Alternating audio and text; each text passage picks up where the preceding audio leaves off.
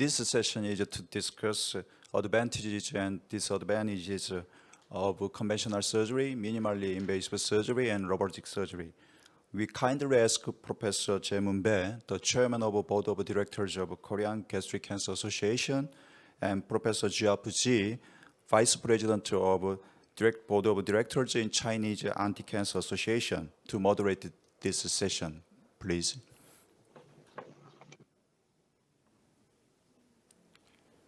Good morning, ladies and gentlemen, and Professor Jiao Ji, my friend. My name is Jae Moon-bae from Samsung Medical Center, Korea. I will moderate this session with Professor Ji from China.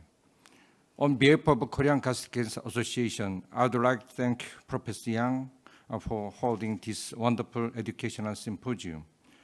Personally, I respect Professor Yang for his enthusiasm and courage to prepare this symposium.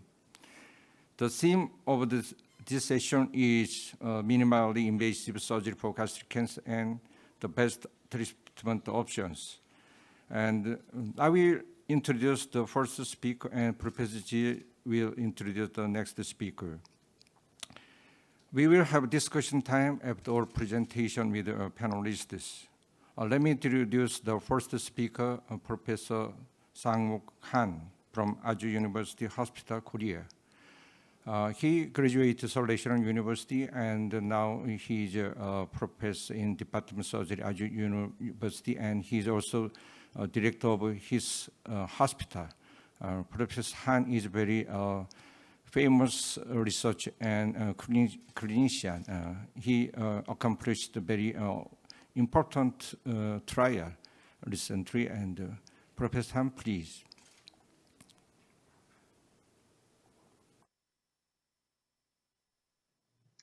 Good morning, ladies and gentlemen. I am Sang-Wook Han from Aju University, Korea. It is a great honor for me to be invited in International Gastric Cancer Education Symposium, which was supported by Korea Cancer Association and the Debbie's Dream Foundation. Today, I will talk about minimally invasive gastrectomy for gastric cancer.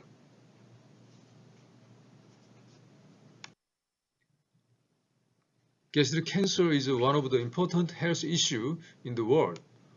Over 1 million cases of gastric cancer are diagnosed each year, and gastric cancer is one of the leading causes of death. Eastern Asia is the most endemic area of gastric cancer. Among Eastern Asia, Koreans have the highest reported incidence of gastric cancer in 2018. In both males and females. Next followed Mongolia and Japan. However, the mortality of gastric cancer was rather low in Korea and Japan because of high incidence of early gastric cancer. Cancer surgery should be different from benign surgery, and it should be performed on the basis of oncologic principle. During cancer surgery, for prevention of iatrogenic tumor spillage, no-touch technique should be applied, and unnecessary manipulation of cancer should be avoided. Also, careful hemostasis to avoid bleeding, lymphatics leakage is mandatory. Adequate margin of resection should be achieved with angular resection. All of them are basic but important principles in all cancer surgery, so the surgeons, especially young and unexperienced operators, should keep these in mind.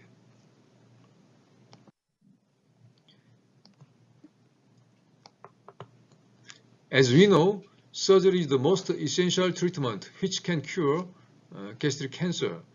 Resection of primary tumor and the dissection of lymph node is necessary for achieving R0 resection, which means complete removal of cancer. And safe reconstruction is also important for patients' quality of life. Gastrectomy by an open abdominal approach has been performed for more than 100 years. Open gastrectomy remains the mainstay of curative approach for gastric cancer for a long time.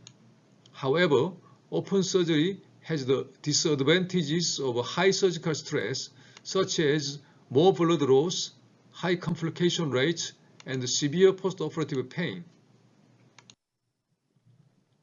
On the other hand, laparoscopy is a type of surgical procedure that allows a surgeon to assess the inside of the abdomen without having to make large incisions in the skin. Therefore, surgical stress of laparoscopic surgery is less than that of open surgery.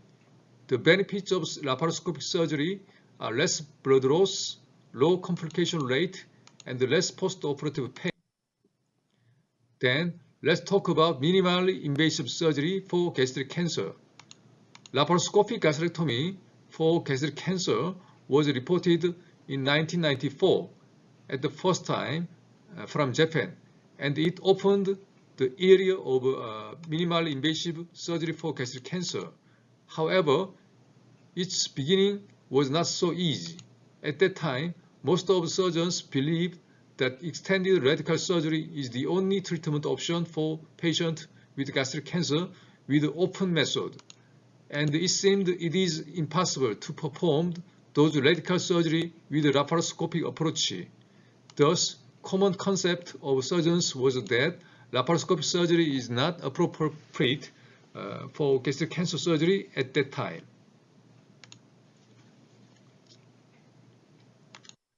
In Korea, it was reported at an academic conference for the first time in 1995, but the oncologic safety of the laparoscopic gastrectomy was still questionable. In the meantime, pioneering expertise surgeons opened the surgical horizon widely. They applied this new technique to gastric cancer surgery.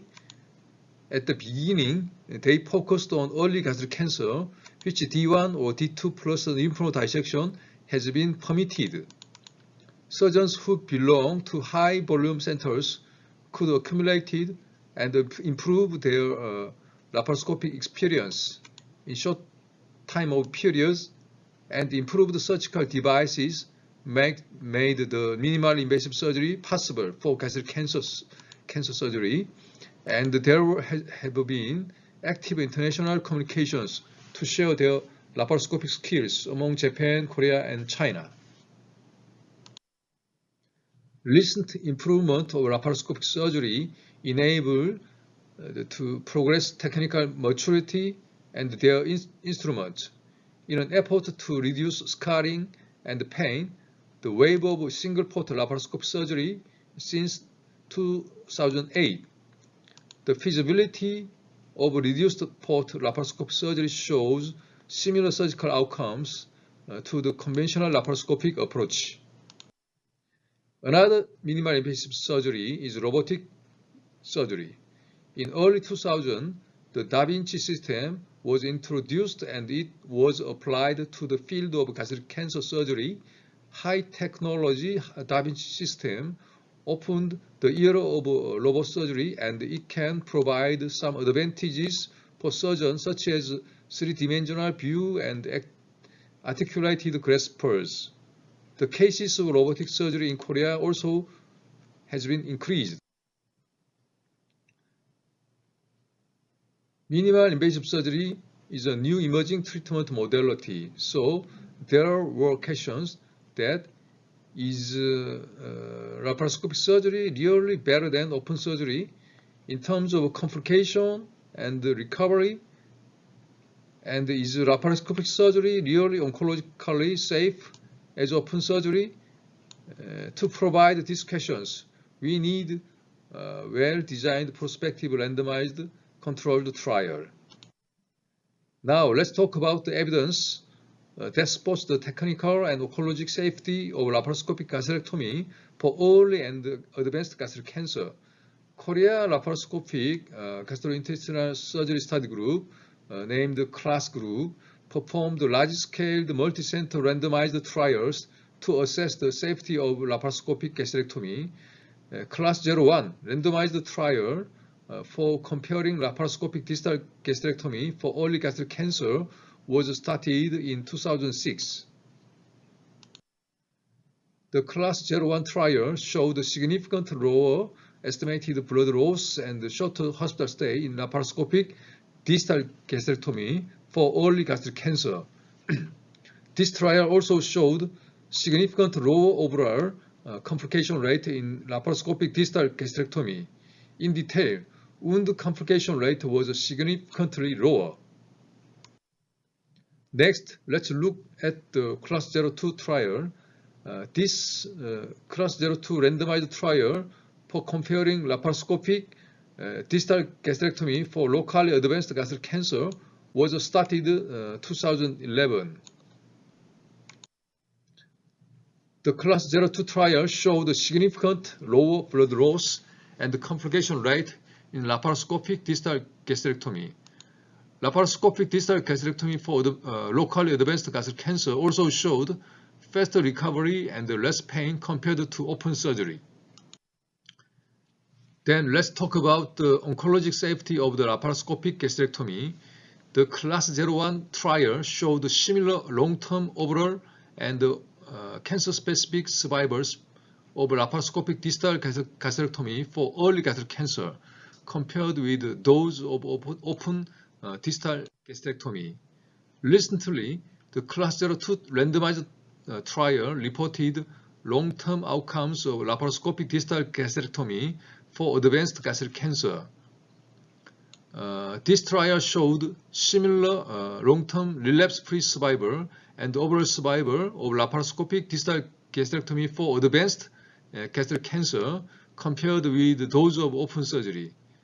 After adjusting surgeon stratification, laparoscopic distal gastrectomy was not inferior to open surgery in the treatment of locally advanced gastric cancer. Thus, this trial concluded laparoscopic distal gastrectomy could be a potential standard treatment options for locally advanced gastric cancer. Recently, a Chinese study also proved laparoscopic gastrectomy showed similar oncologic safety as open gastrectomy. How about the result of robotic gastrectomy? We recently published the short-term and long-term safety of robotic gastrectomy. When compared with laparoscopic surgery, robotic surgery shows less blood loss and similar complication rate, and the long-term survival rate after robotic gastrectomy and laparoscopic gastrectomy was similar. So, ladies and gentlemen, this is my conclusion. Laparoscopic gastrectomy was associated with lower instance of post-operative complication, shorter hospital stay, less pain and early recovery compared with open surgery. 3-year relapse-free survival after laparoscopic gastrectomy is comparable to that of open surgery. Robotic gastrectomy demonstrated reliable surgical outcomes from the beginning.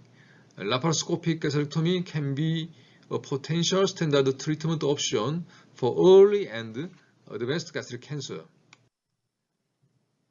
So this is a Korean practice guideline for gastric cancer, which was published in 2019.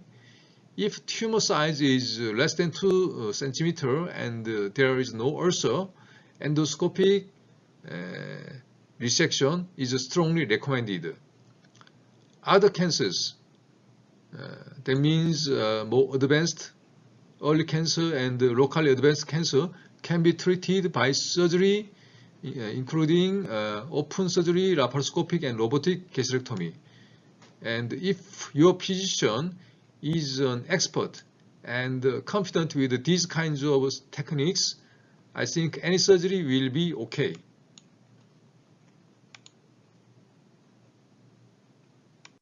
Thank you for your kind attention. Thank you. Thank you for a wonderful presentation, Professor Han. Let's move to next presentation. Professor Ji, please. Okay, thank you, Professor Han, and gave us an excellent presentation about laparoscopic gastrectomy and highlight, especially for the surgeon and also for our patient. Let's move second speaker, and Professor Paul Rosenthal from Cleveland Clinical, Florida, and the Professor Paul, and also the famous the doctor in United States, and Professor Paul, please.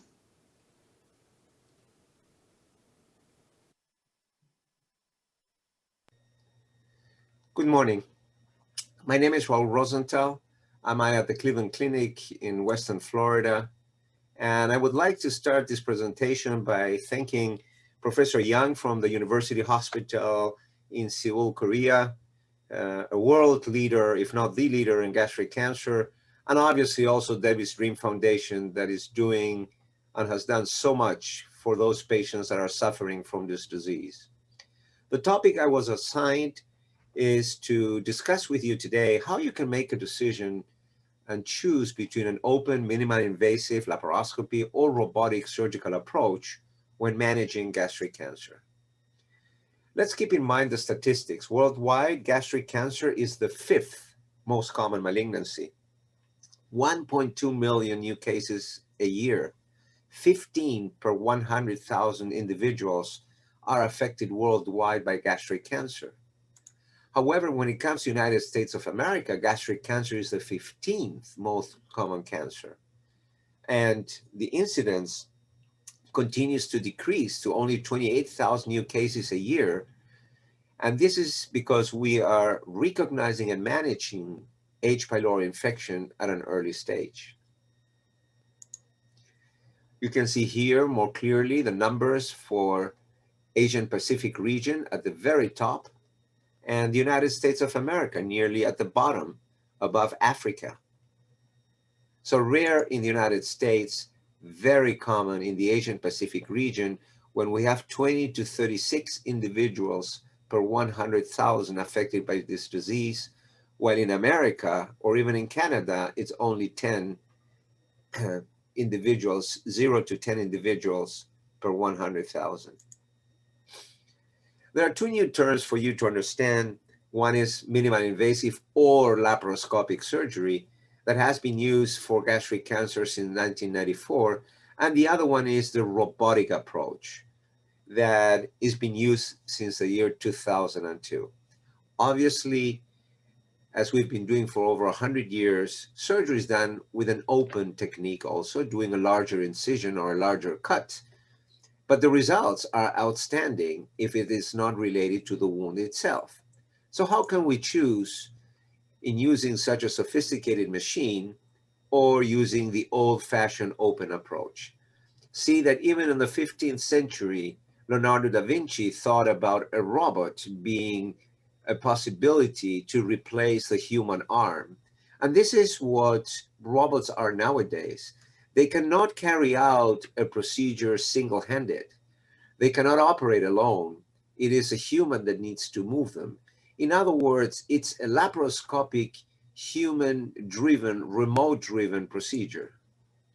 The first tele-remote directed procedure was done for a gallbladder in 1997. And here you can see how a robotic surgeon works, away from the operating table, where other people are assembled.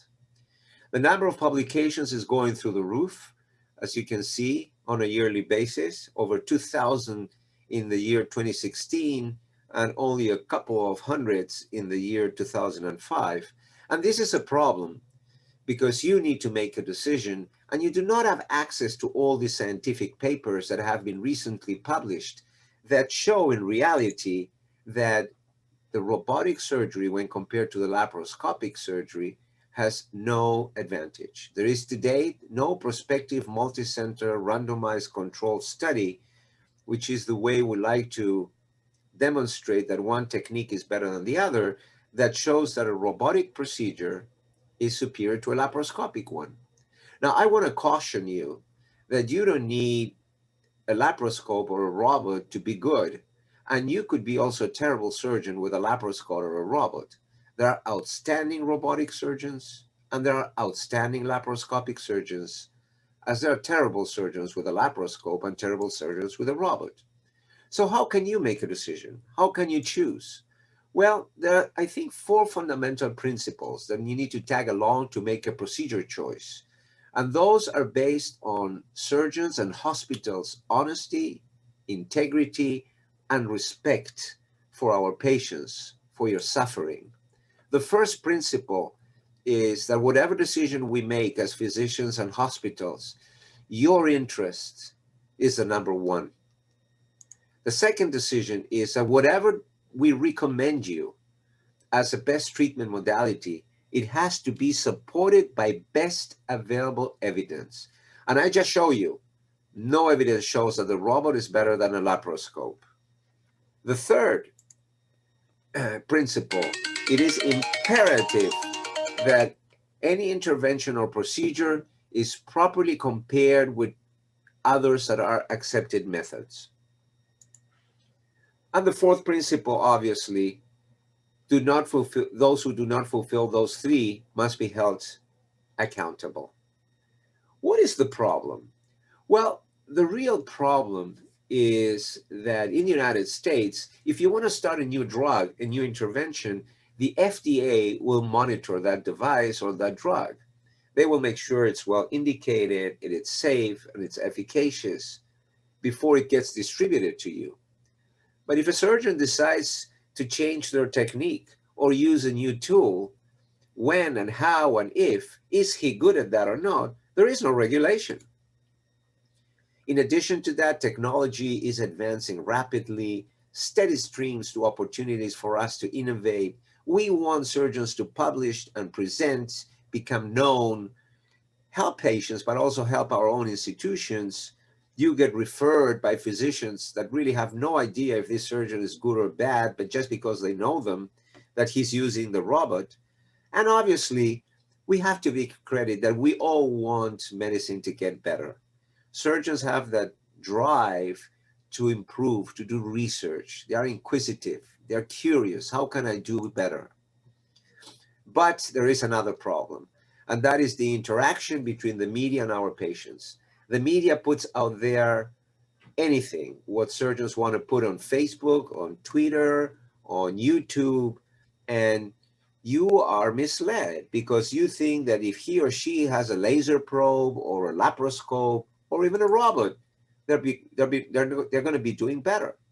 This is Dr. Macquarie from the Johns Hopkins School of Medicine that published in the Journal of Healthcare in 2011 that hospital websites should be a trusted source of information to the public.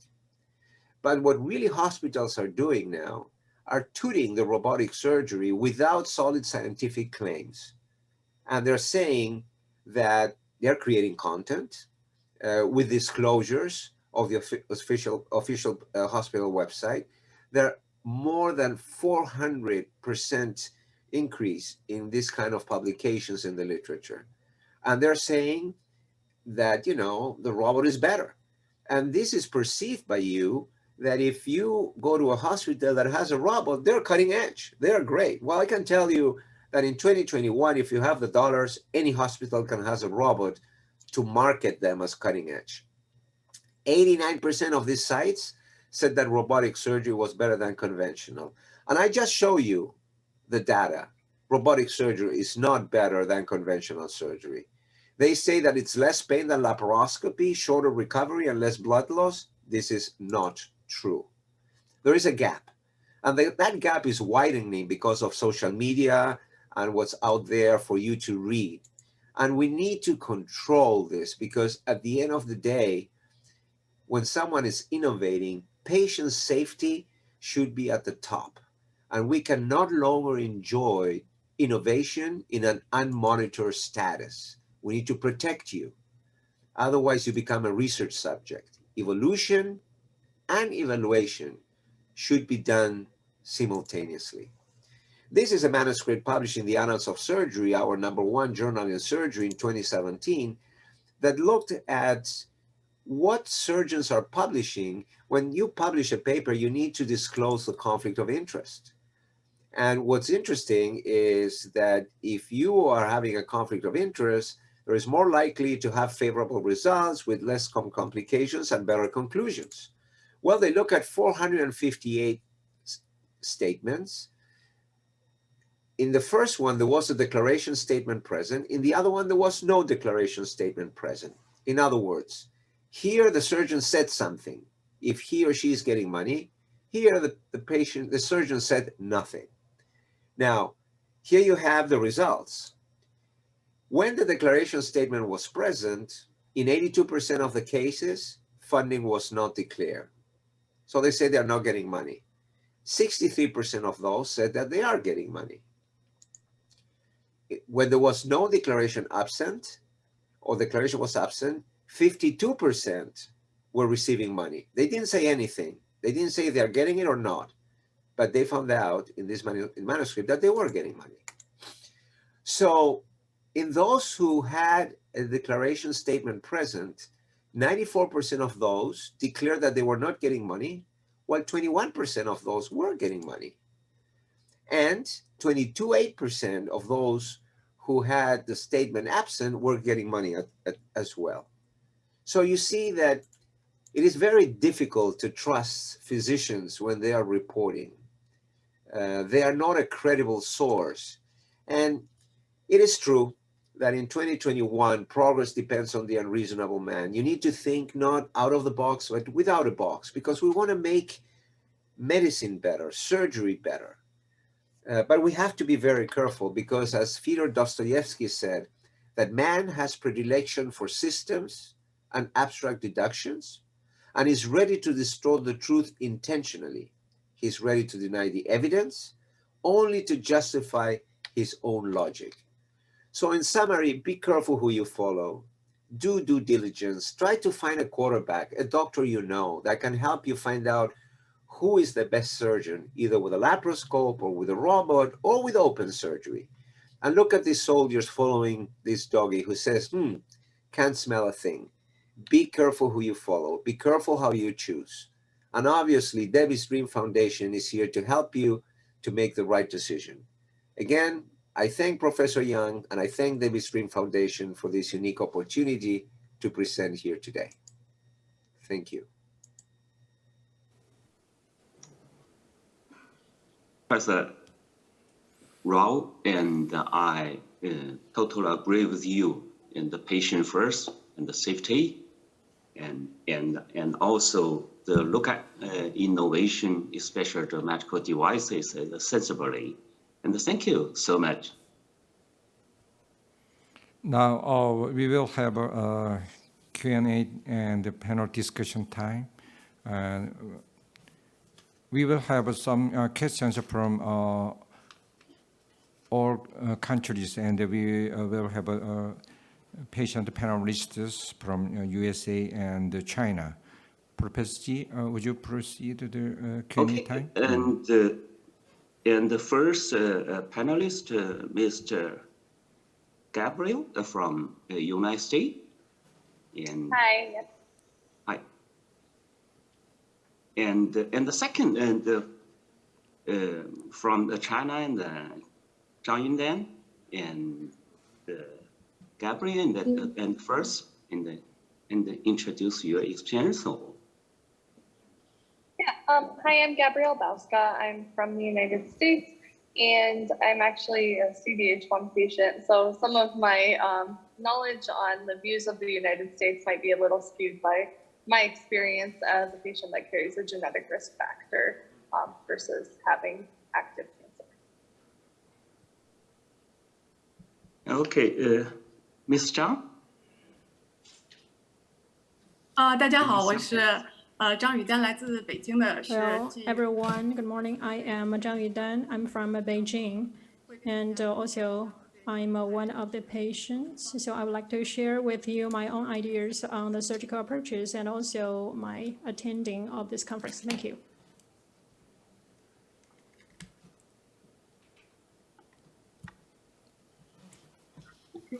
Okay, then I will ask the first question from internet audience. And Professor Sang Khan, the question is, under what conditions is robotic surgery recommended?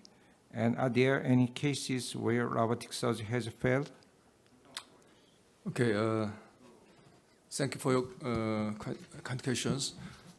I think patients with any condition applicable to laparoscopic surgery can be recommended also to robotic surgery.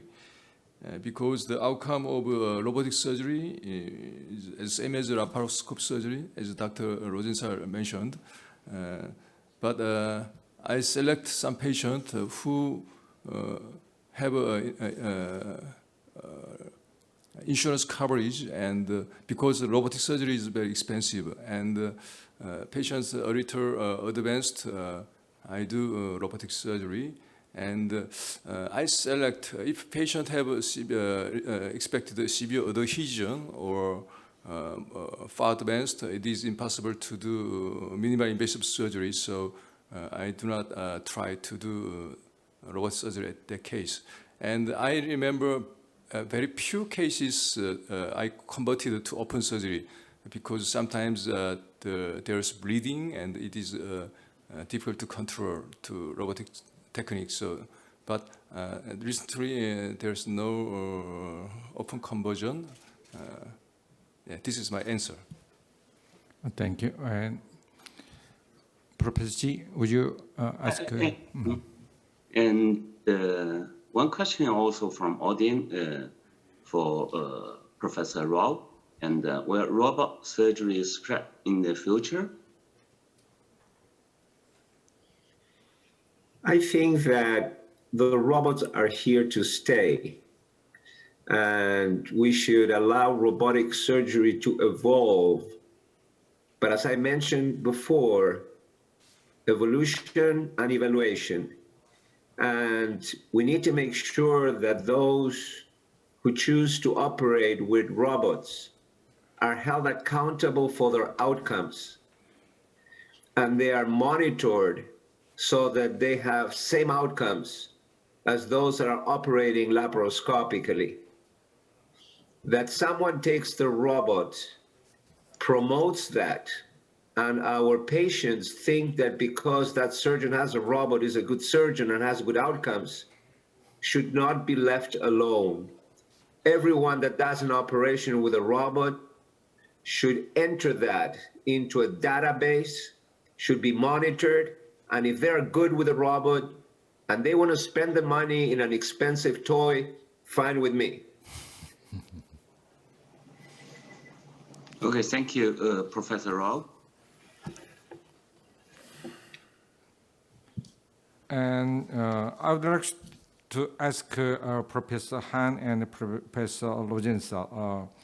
The question is, minimally invasive surgery and traditional surgical methods each have their own advantages and disadvantages. And the key is to identify each adaptive syndrome and cannot be generalized. What is your opinion? Professor Han, please, would you answer the question? Okay. There may be advantage and disadvantage in open or laparoscopic surgery, but the trend is shifting from open to laparoscopic surgery, because at the beginning there was many difficulty in node dissection or reconstruction in laparoscopic method, but the technique developed and overcome, and so in recent survey in Korea, more than 70% of patients with gastric cancer received minimal invasive surgery. This is very different from before surgery. So I think minimal invasive surgery have many benefits: less pain and early recovery, and the oncologic safety is similar. So in the near future, not every world, just in Asia, there are many expert gastric surgeons. So the laparoscopic surgery will increase and increase. So this is my answer. Thank you. How about Professor Rosenthal? Thank you. I think when we operate on cancer, there is a price to pay. For safety and best outcomes, a midline laparotomy should not be turned down at the expense of having a small incision, less pain, better cosmetic results, early recovery, but an earlier recurrence. If you have a surgeon that can do a magnificent operation open, and you can track his or her outcomes, that's the person you should choose. Don't choose the small incision or the beautiful machine. Choose the outcomes of the surgeon. What the machine does, it will make you see a beautiful video with a robot without tremor. I want my surgeon to have tremor because that's a surgeon that cares about my life. I don't care about the tremor. So choose the surgeon that has the best outcomes, even if it is with a laparotomy. However, to finalize, laparoscopy has been around, as I showed you before, for gastric cancer since the late 1990s. I think in the last 25, 30 years, and specifically coming from the Asian Pacific region, pretty much we can say that they're outstanding expert surgeons with a laparoscope, that they don't need a laparotomy. But if the surgeon needs to open up, it's not a failure. It's just another step to be successful in the long term. Thank you for your philosophical comment and answer. Thank you. Professor Ji, would you proceed to the patient panelists discussion?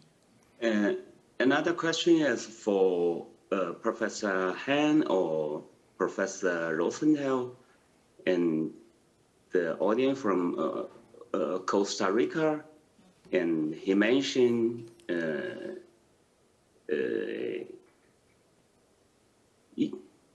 in Costa Rica and have the most advanced gastric cancer, and the patient is usually obese.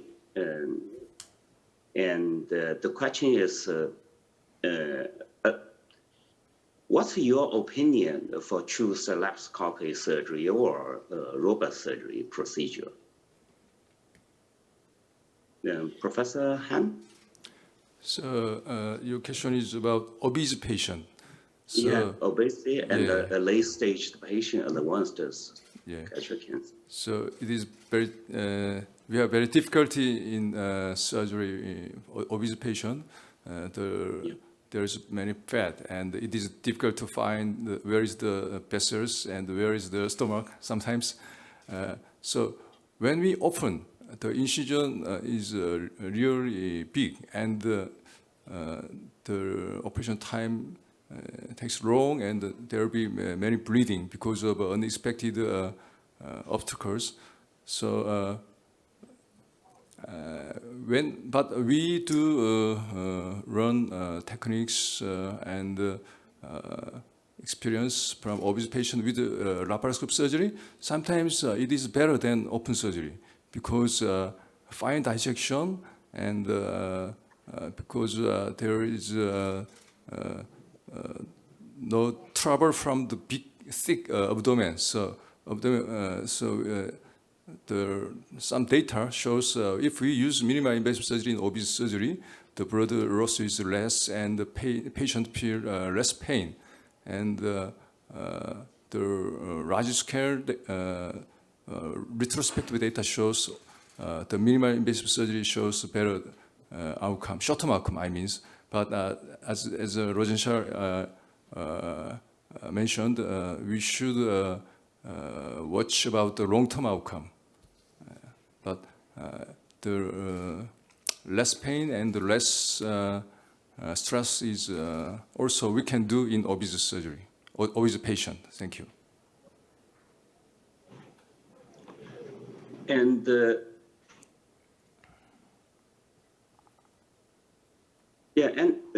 one question for Gabriel, and how was your stomach removed, and what type of the surgery, and did you have any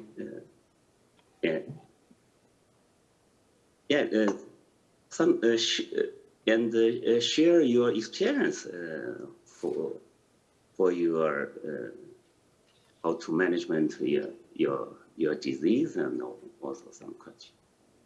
Thank you. I had my surgery laparoscopically done. I had mine done at the Mayo Clinic in the US, and I know at the National Institute of Health, they prefer open gastrectomy. I didn't have any issues with my laparoscopic procedure.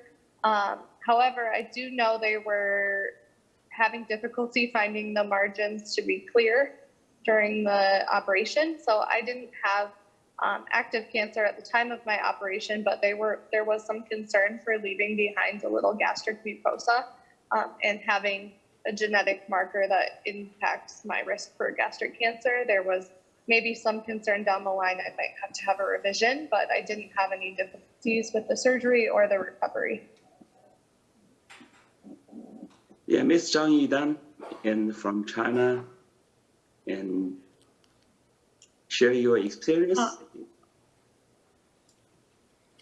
事实上，我接受的手术，其实我 Actually, my surgery was in May 2019, and that is a total gastrectomy, and the surgery is open. And my experience is that as a patient, I was quite nervous because that was the first time that I was operated with this large surgery. However, the recovery was quite quick.